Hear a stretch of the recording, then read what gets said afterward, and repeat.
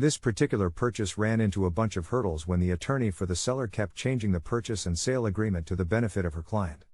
Utterly ridiculous items such as the buyer, me, would have to pay for the physical hookup of water, sewer, electricity, etc. It is the standard practice here to have all of that done by the seller.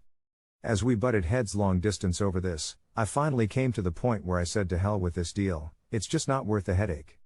The seller had no idea this kind of negotiation had been going on behind his back, but nonetheless refused to return my deposit, what we would call earnest money in the States. For more than a year he had been pushing me to buy the empty lot next to this house. I was not in the market for a vacant lot, and told him so on numerous occasions. But with the aspect of losing my earnest money, I offered to buy the lot with the earnest money that he already had, and a small amount of additional capital. If nothing else, I would get out of this deal with a nice, buildable lot. He was very receptive to this and we closed on that deal. As a sideline to this story, the lot had a small grade to it, and I wanted to level it in the event of selling or building on it. I wanted a nice flat lot. I told my wife, oh, yeah, well let's just rent a small bobcat excavator and we'll level that thing out. She smiled at me and said, honey, we don't do bobcats in Colombia, we do 6 guys with shovels. The 6 guys with shovels knocked out that job to my specifications in 4 hours. A year went by with the seller, Mauricio, completely immersed in the construction of several apartments up near the Venezuelan border. While chatting with my wife back in the States about what an opportunity we missed, an idea formed. Nice neighborhood, big house, good neighbors. It's a shame it didn't work out. So I told her, you know, people's needs change. Let's call Mauricio and see if he's still stuck with that house, or might have something else. We did, and miraculously Mauricio, and not his attorney, answered the phone.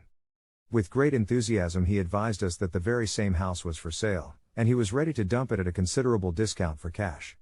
We came to an agreed upon price with the caveat that I would deal directly with him, and his pissy lawyer would be nowhere near this deal.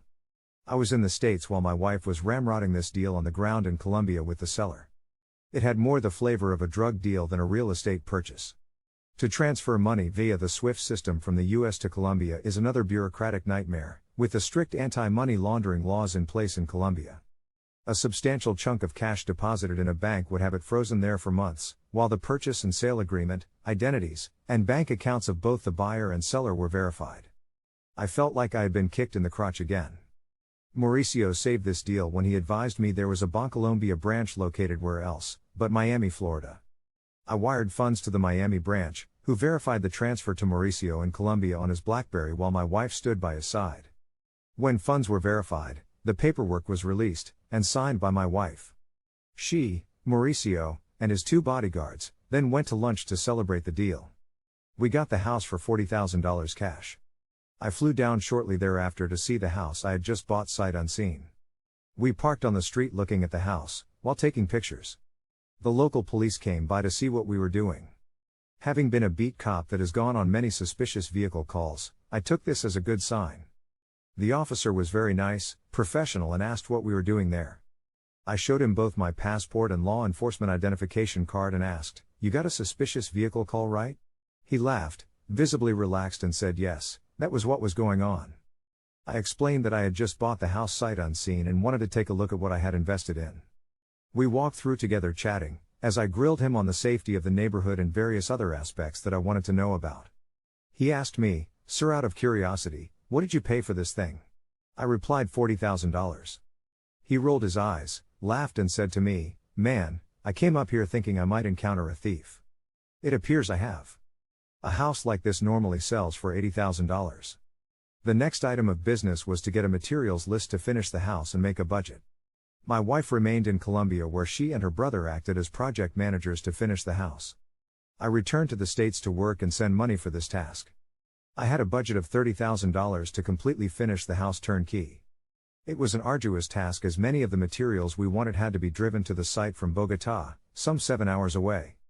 We managed to finish this beautiful house and stick to the budget for a total investment of $70,000.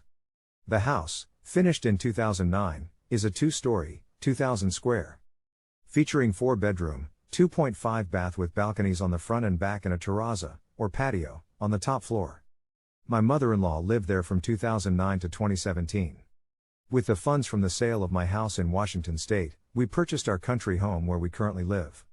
We now rent the original house for cash flow. The country house was another home run deal that I purchased under market and completely rehabbed the interior with a rustic flavor. It is a 1,600 square foot, 4-bedroom, 2-bath home with a dome-covered rear patio that sits on a half-acre lot with 30 fruit trees. The total investment was $116,000. As you can see, if you happen to have a lump sum of cash, real estate deals are everywhere. However, if I had to do it over, my advice to anyone considering living here would be to rent for a minimum of 6 months to get the lay of the land prior to such a large cash investment. Where we live, a nice, newer apartment, 900 square foot, 2 bedrooms, and 1 bath, marble countertops, etc. rents for $180. These home purchases were grueling, with all the various pitfalls associated with permits, tradesmen, materials, delays, etc. All in all, we are very happy with the way it turned out. Thanks for watching. Like and subscribe if you found it helpful. See you soon.